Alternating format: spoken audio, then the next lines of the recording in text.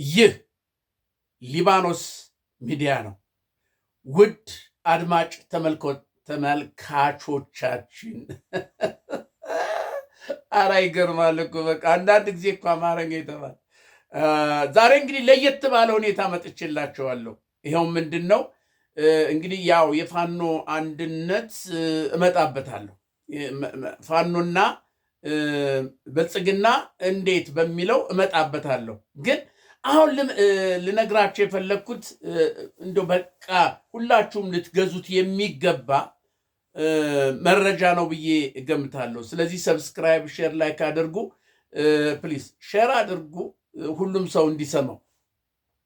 ይሄው ምንድን ነው እንግዲህ ምናልባት የ7 ወይም የ8 ዓመት ልጅ እሆናለሁኝ እና አያቴ ያጫወተኝን ነው ምነግራችሁ።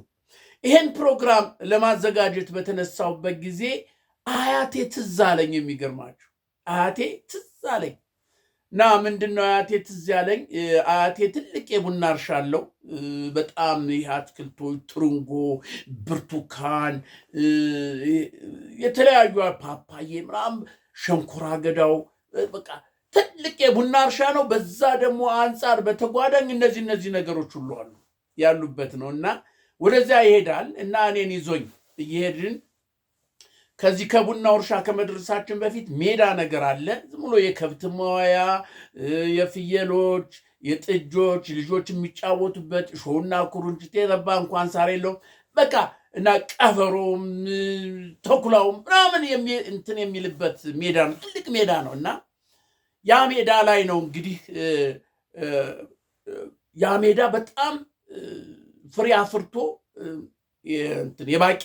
ባቄላ ተዘርቶበት ባቄላው በቃ አንዱ ባቄላ ፈልፈል ራስ ይፈነክታል። በቃ ትልቅነቱን ነው የምላችሁ።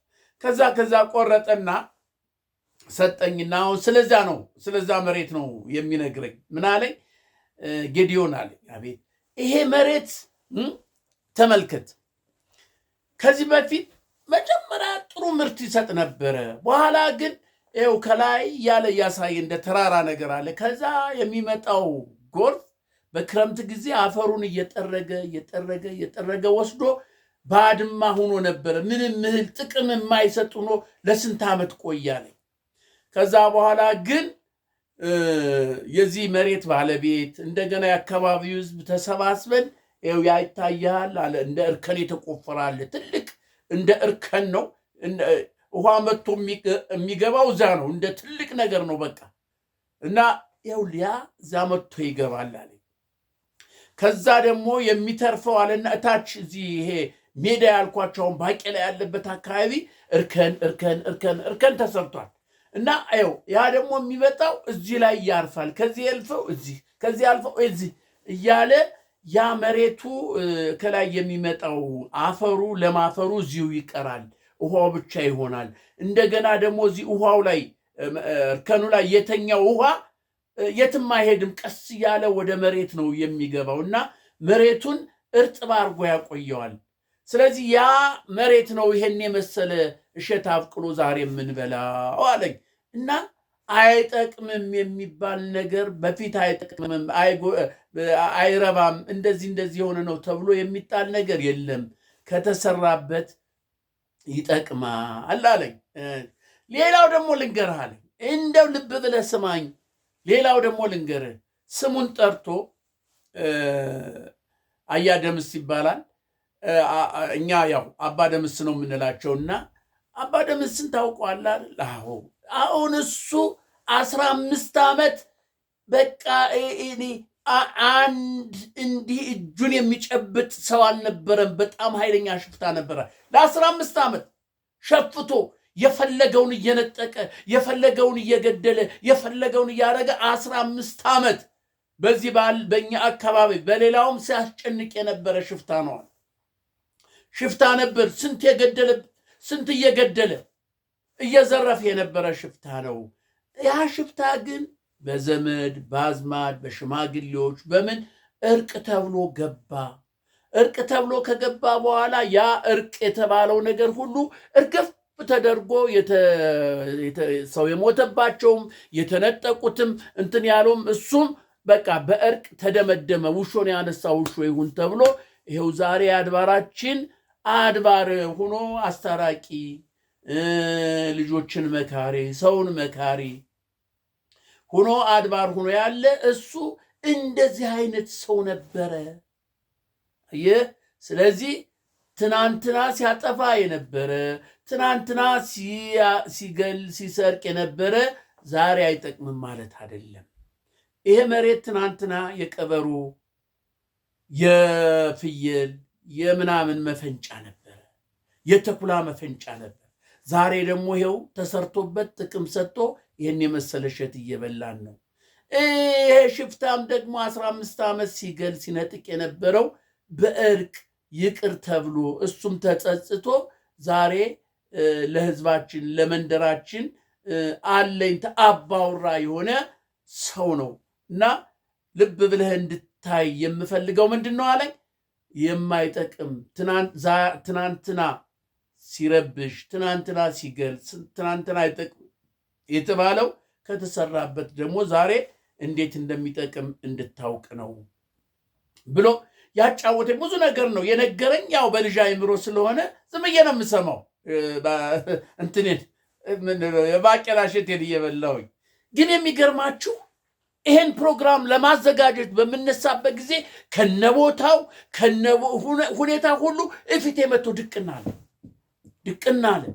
አሃ አልኩኝ። በቃ ለካ አልኩኝ በልጅ አይምሮ የተዘራ ነገር በህፃንም ቢሆን ልጅም ቢሆን የተዘራ ነገር ከአይምሮ ውስጥ ይቀመጣል። በጊዜውና በሰዓቱ ባያስታውሰውም ጊዜ ሲመጣ ያን ነገር ያስታውሰዋል ወደሚለው ነገር አዘነበልኩ።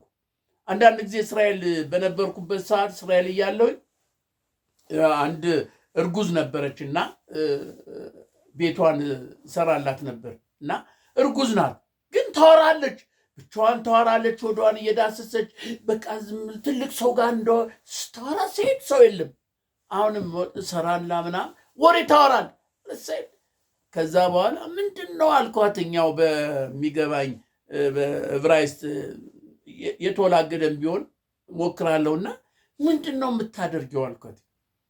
ማን ጋር ነው የምታወሪው? ሰው የለም። 2-3 ጊዜ መጣየ ሰው የለም አልኳት። ይሄ ሰው አይደለም ወይ አለች። ሆዷን እንደዚህ ይሄ እኮ ሰው ነው አለች። ስሙ ሁሉ ጠጣ። ወንድ ነው። እዛ ደግሞ ወዲያው ሲያረግሱ ነው የሚያውቁትና ወንድ ነው። እከሌ እኮ ነው አለች። እና ለእሱ ነው የማወራው አለች። እንዴት ይሰማሻል አልኳት። ይሄ ሾሜያል ይሰማኛል አለች። ይሰማል፣ ምነግረውን ይሰማል፣ ያዳምጣል አለች። ድናት ብዬ በውስጤ ጥሩ ነው ምናምን ብዬ ሄድኩ። እውነቷን ነው ለካ የሰው ልጅ ከተጸነሰበት ጊዜ ጀምሮ እንደሚሰማ አሁን በዚህ በአያት ያወቅኩ። የ7 ዓመት ልጅ ነኝ እንግዲህ ተመልከቱ። በዛን ሰዓት የ7 ዓመት ልጅ ምንድን ነው ቁም ነገር ይሁን ምን ይሁን የሚያውቀው ነገር የለም። ግን የሚገርማችሁ ያ ነገር አሁን ከነቦታው ከነምኑ ትዝ አለኝ። ይሄን ሳስብ ማን ትዝ እንዳለኝ ታውቃላችሁ? እነ እስክንድር ነጋ አፋሕድ የተባለ ድርጅት እንግዲህ ተመልከቱ። ይኸው ለ3 ዓመት ሙሉ የአማራ አንድነት ድርጅት ወይም የአማራ ፋኖ ብሔራዊ ንቅናቄ እንዳይመሰረት የተደረገውን ውጣ ውረድ ታውቃላችሁ። በተለይ አፋሕድ ውስጥ ስንት ጀግኖች ሞቱ። አፋሕድ ውስጥ እነ ማናቸው አቶ ተስፋዬ መካሻን የመሳሰሉ ሌሎችም ስንት በአፋሕድ ችግር ውስጥ ስንት ጀግኖችን አጣን። ስንት እርስ በርስ ተጋደል ትዝ አለኝ እና ያን ሁሉ አሰብኩኝ። አሁን እኔ ታስታውሳላችሁ፣ ታውቃላችሁ። ወደኋላ ሄዳችሁ እኔ የሰራሁትን ቪዲዮ ብትመለከቱ ብዙ ነገር ነው የተናገርኩት ስለ አፋሕድ ገዳይነት፣ ስለ አፋሕድ ጨፍጫፊነት፣ ስለ እነ እስክንድር ነጋ እርምጃ መወሰድ አለበት እያልኩኝ ስንት የሰራሁት ቪዲዮ አለ። ከነበረው አኳያ እርስ በርስ ከመገዳደል አኳያ ስንት ነገር እና ከዛፍ ወደ አፋሕድ ወሰደኝና እስክንድር ነጋ ትዝ አለኝ። ምክንያቱም እስክንድር ነዋ የአፋሕድ መሪ የተባለው እስክንድር ነው። ከዛ ትዝ አለኝ አልኩ በቃ አሁን ለምንድን ነው ትዝ ያለኝ እስክንድር ዛሬ በአማራ ፋኖ ብሔራዊ ንቅናቄ ውስጥ የአንድ የምናምን ግንኙነት ኃላፊ ነው። ትልቅ ቦታ ተሰጥቶታል። እነ መከታው ትልቅ ነገር ተሰጥቷቸዋል። አያችሁ። ከዛ አቴ ያለኝ ትዝ አለኝና እውነት እኮ ነው አልኩ። ትናንትና ከትናንትና ወዲያ እነ መከታውን እነ እስክንድር በዛ በአፋሕድ ውስጥ የነበሩትን ስንወቅስ ስንራገም እርምጃ እንዲወሰድባቸው ሆይ ሆይ ስንል ምናምን ነበር። ጥፋት አላጠፉም ነው አይደለም፣ አጥፍተዋል። ግን ዛሬ ከዛ ነገር ተጸጽተው ተመልከቱ። ከዛ ከጥፋታቸው ነገር ወጥተው ስናደርገው የነበረው ነገር ሁሉ ትክክል አይደለም ብለው በመጸጸት ወደዚህ ወደ አንድነት ድርጅት መጥተው ቦታ እንዲይዙ ሆነ። በዛ ውስጥ የነበሩትስ ያልተጸጸቱ በዛው የሚገፉበት ስንሰራው የነበረ ልክ ነው ያሉት ደግሞ ወደ አገዛዙ እንደገቡ ሁላችንም እናውቃለን። ስለዚህ ለካ አያቴ ያለው እውነት ነው አልኩኝ። እስክንድርን ነጋ ከትናንትና ወዲያ ስንረግመው የነበረው ሰው ዛሬ ደግሞ በዚህ በአማራ ፋኖ ብሔራዊ ንቅናቄ ውስጥ ትልቅ ቦታና ፖዚሽን ተሰጥቶ ስናይ እውነት ነው ለካ ትናንትና ከትናንትና ወዲያ አይጠቅምም የተባለው ከትናንትና ወዲያ ገዳይ አሳዳጅ የነበረው ከተመለሰ መልካም ነገር የማያደርግበት ነገር ምንም ነገር የለም ወደሚለው መጣሁና ይሄን ሁሉ ምን አለ አያቴ የነገረኝ አስታወሰኝ። እንግዲህ ተመልከቱ ከስንት ዓመት በፊት የነገረኝ እና አሁንም የምለው ምንድነው ውድ ኢትዮጵያውያኖች፣ ከትናንትና ወዲያ ስተት ተሰርቷል አይደል? ስተት ተሰራ፣ በዚህም በዛም ስተት ተሰርቷል። ያ ስተት ደግሞ እንዳይደገም ምን እናድርግ? የአባቶቻችን እኮ ሰው ሲጋደል መሳሪያ አጋድመው ደም አፍሰው ተራምደው ምን ብለው ከዛ በኋላ ይጋባሉ፣ ይዛመዳሉ፣ በክርስትና በአበልጅነት በሰርግ በቃ እንደዛ ሆኖ በቃ ውሾን ያነሳ ውሾው ነው የበለጠ እንደውም ወንድማማች ነው የሚሆኑት። ስንት የተገዳደሉት እኮ ናቸው፣ ስንት የተገዳደሉት። አሁንም የነ እስክንድር ወደዚህ በአማራ ፋኖ ብሔራዊ ንቅናቄ ውስጥ ገብቶ በምስረታው ላይ አስተዋጽኦ አድርጎ እዚህ ደረጃ ላይ መድረስ ምን ማለት ነው? ይቅር እንደመባባል እኮ ነው። ያ የተደረገው ነገር የጠፋው ነገር ሆኗል ብሎ መሳሪያ እኮ አጋድሞ በአባቶቻችን በቅድመ አያቶቻችን ባህል መሰረት መሳሪያውን አጋድሞ ደም አፍሶ ይቅርታ እንደማድረግ ነው። ዛሬ እንደዚህ ተቃቅፈው ትናንትና ሲወቃቀሱ ሲሰዳደቡ የነበሩ ሲገፋፉ እርስ በርስ ሲገዳደሉ የነበረ ተቃቅፈው ዛሬ አንድ ቤት ለመስራት መስርተዋል። እና ይሄ ትልቅ ነገር ዛሬ ዋናው ቁም ነገር ምንድን ነው? ይሄን ልነግራችሁ አይደለም። ቁም ነገሩ ምንድን ነው? ይሄ ሁሉ ያመጣሁት የአቴን ያመጣሁት የዘመንን ነገር ያመጣሁት ቁም ነገሩ ምንድን ነው በሉኝ። ቁም ነገሩ ከብልጽግና ጋር ያለው ነገር እንዲሁ በጦርነት ከሚሆን እስካሁን ድረስ ያለቀው አልቋል፣ የሞተው ሙቷል።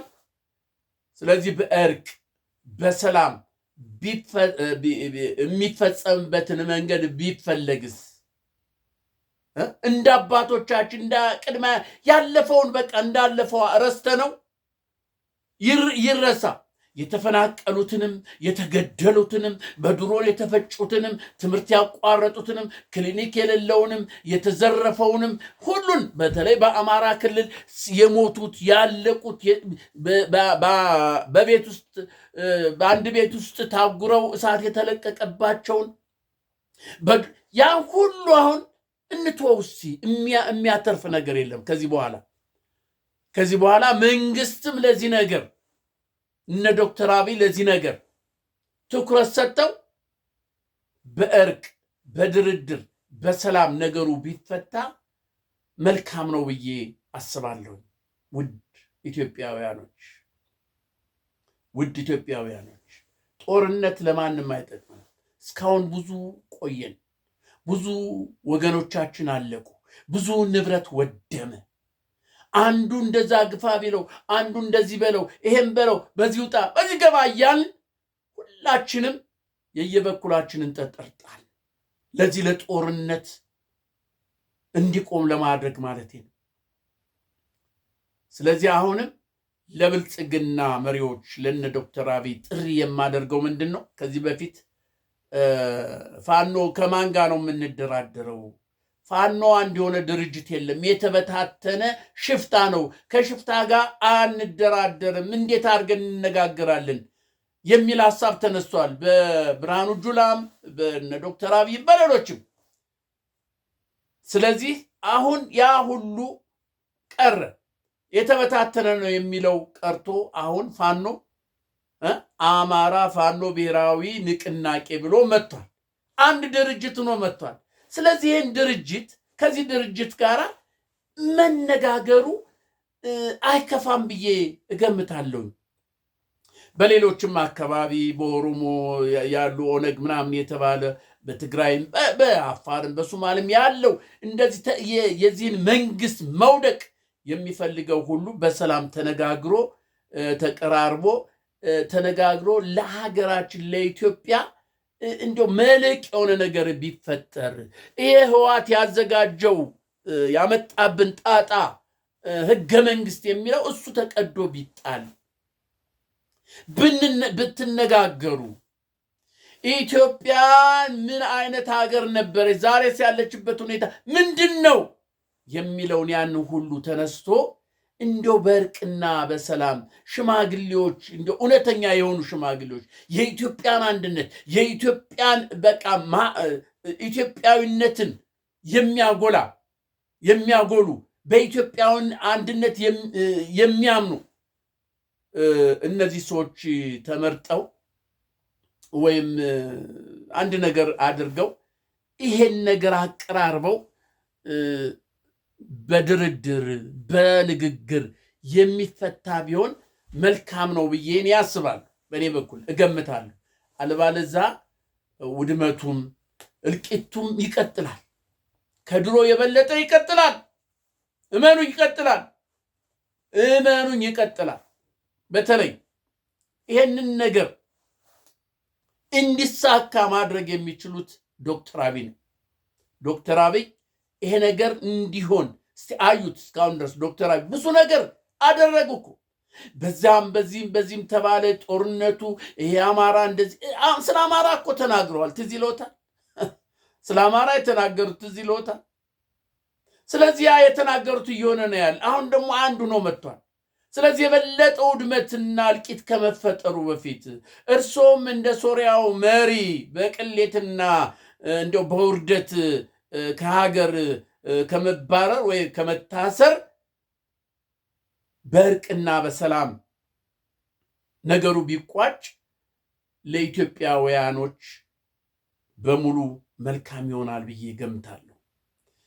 እንግዲህ የአማራ ፋኖ ብሔራዊ ንቅናቄ አሁን አንዱ ሆኗል። ይሄ አንድነቱን ለመበታተን ብዙ ጠጠሮች ይጣሉ ይሆናል፣ ብዙ ነገሮች ይባላል። እርግጠኛ ነኝ ግን መሰረት ተጥሏል። በቃ ምንም እንዳልኳችሁ ነው። በቀደም ዕለት እንዳልኳችሁ ነው።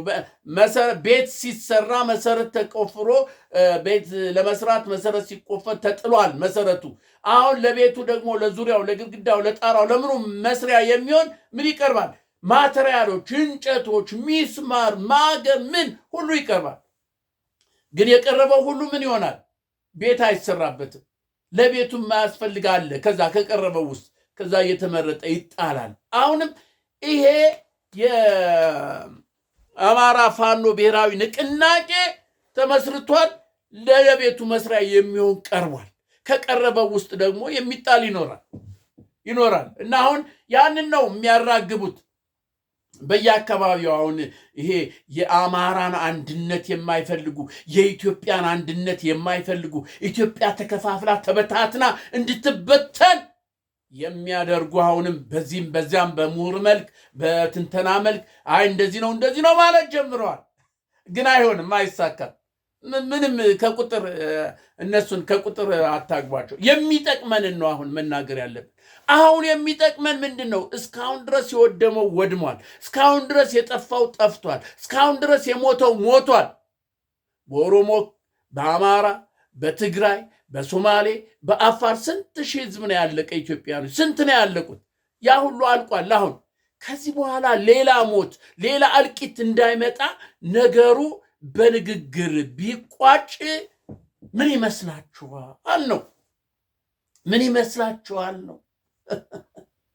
አቴ እንዳለኛ ሽፍታ 15 ዓመት ሲገል ሲነጥቅ የነበረ አፈር ያብላህ በዚህ ግባ በዚህ ውጣ ሲባል የነበረው ግን በእርቅ በድርድር በአባቶቻችን በኢትዮጵያዊነት ወግ ዛሬ አገር ለአድባሩ አድባር ሆኖ መልቅ ሆኖ ሰዎችን የሚመክር የሚያስታርቅ የሚያስማማ ሆኖ በሰላም ያ መንደር እንዲያርፍ ሆነ። ስለዚህ ዛሬም በብልጽግና ደረጃ ያ ነገር ሆኖ ይቅር ተብሎ የተሰራው ነገር ሁሉ በቃ ይቅር ይባል። በይቅርታ በድርድር እስቲ እንዲያው ፍቱት። እስቲ ባካችሁ እናንተ የአባገዳዎች አላችሁ አይደል? የሀገር ሽማግሌዎች አላችሁ አይደለ? እስቲ ፍቱት። ግቡና ዶክተር አብይን እስቲ ዘንበል ሰበር በል ብልጽግና ሰበር። ይሄ በብልጽግና ዙሪያ የተኮለኮሉ ዶክተር አብይ ስራ የተኮለኮሉ መካሪ ነኝ የሚሉ ዘካሪ ነኝ የሚሉ አትመናቸው። እየሆነ ያለ ያየን እየተመለከትን ዳንኤል ክብረት ምንድን ነው ያለ? ዝንብ ቢሰበሰብ ግሪራ አይከፍትም እኮ ነው ያለ። የሚገርማ ተመልከቱ ምን ያህል የወረደ የዘቀጠ ሰው እንደሆነ እየታየ ፋኖ ስንት 2 ዓመት 3 ዓመት ሙሉ በዚህም በዛም እያስጨነቀ ያለ ስንት የብልጽግና የወታደሮች መሳሪያ እየገፋ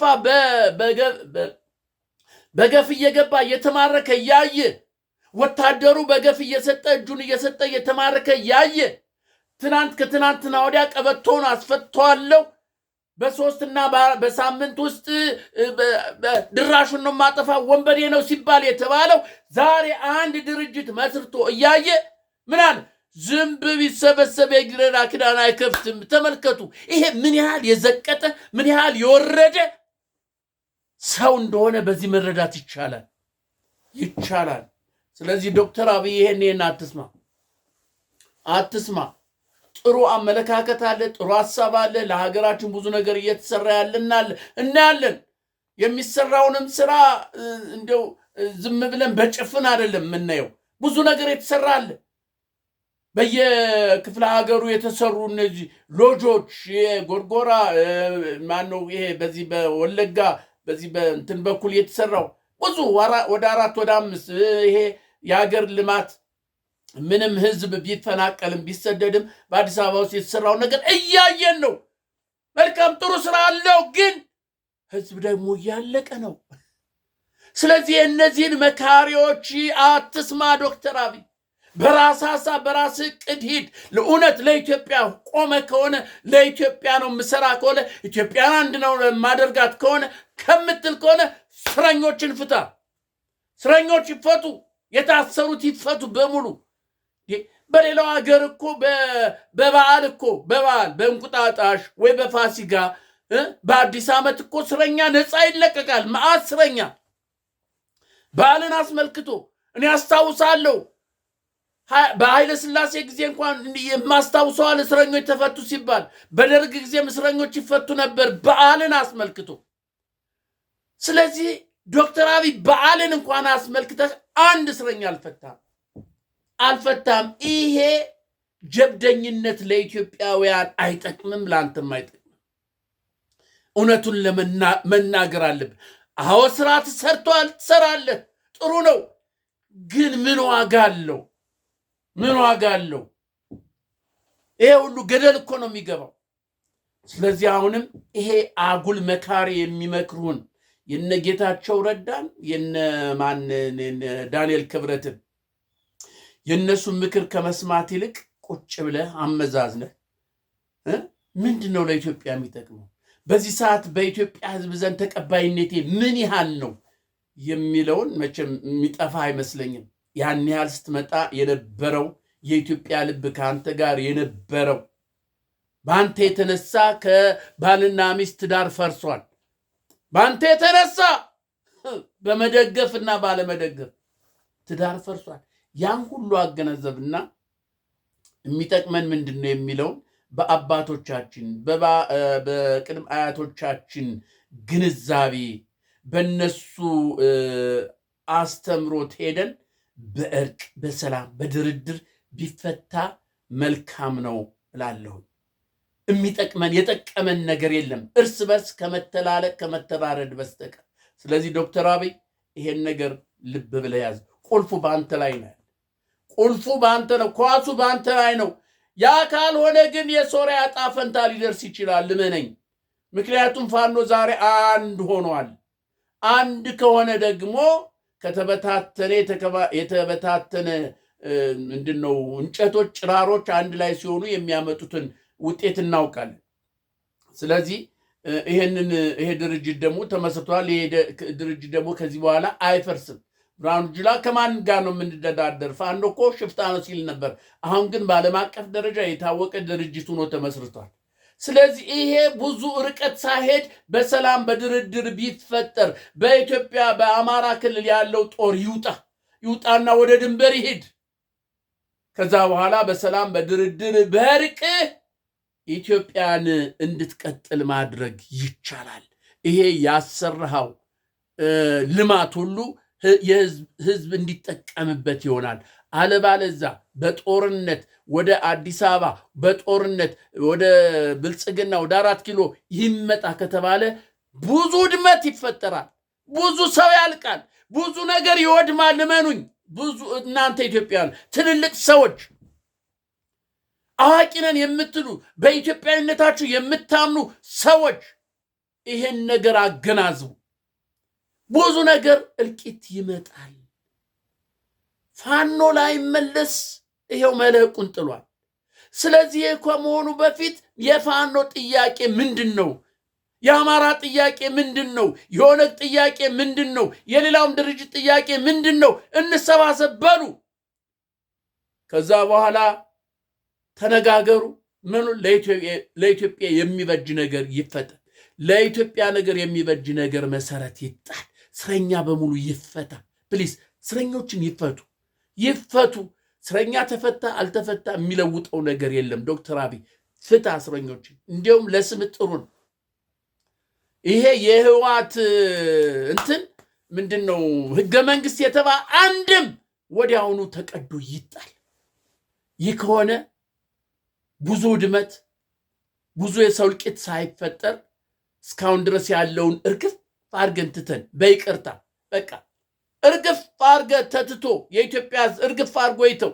የሞተበትም የተገደለበትም ንብረቱ የወደመም የጠፋም ያን ሁሉ እርግፍ አርጎ ትቶ ልክ እንደ አዲስ ኢትዮጵያን ማስቀጠል የሚቻልበት መንገድ ቢፈለግ ቢመጣ ደስ ይለኛል ብዬ እገምታለሁ። ስለዚህ ለዚህ ነው አቴ ትዝ ያለኝ። ሌላ ነገር ነበር ልቀባጥር የነበረው ግን አቴ ትዝ ስላለ ይህን ነገር እንድሰራ ሆነ እና ውድ ኢትዮጵያውያኖች በዚህ እንድንተባበር የየራሳችንን ጠጠር እንድንጥል በዚህ በደብረ የዚህ አማራ ፋኖ ብሔራዊ ንቅናቄ ላይ ደግሞ አፋችሁን የምትከፍቱ በቃ ያልሆነ ነገር የምትናገሩ የጥቅም ተጋሪያች እናንተ ጥቅም ይቀርብናል ስላላችሁ ነውና እባካችሁ አርፋችሁ ቁጭ በሉ። እርቅ ከተደረገ እናንተን የሚነካችሁ ነገር የለምና አርፋችሁ ቁጭ በሉ። ውድ ኢትዮጵያውያኖች ለኢትዮጵያ ሰላም ከዚህ የበለጠ ውድመት እንዳይመጣ መሰራት ያለበት ነገር እንዲሰራ አደራ እላለሁኝ። አመሰግናለሁ።